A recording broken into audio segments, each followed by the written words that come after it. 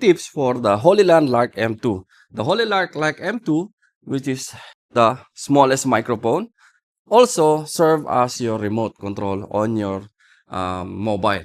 Actually, this work only in mobile or any smartphone, USB-C or Lightning. So the function of the Hollyland LARK M2 remote is again to use your transmitter as a remote control. So I have two wireless microphone, but the other one I will use as my remote. So just tap twice the button, yellow button, and it will record.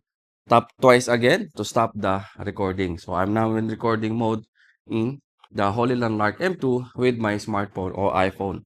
So I can tap twice and turn off the or stop the recording. So I will stop the recording now.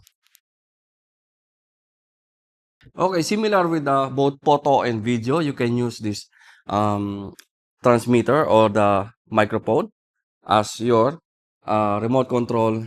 Either you are in the photo mode or video mode. So you can use as a selfie stick and use this transmitter or microphone on the Hollyland LARK M2 as your remote. So that is for today's vlog, guys. Again, if you have any question regarding Hollyland LARK M2, just comment down below and I'll try to answer.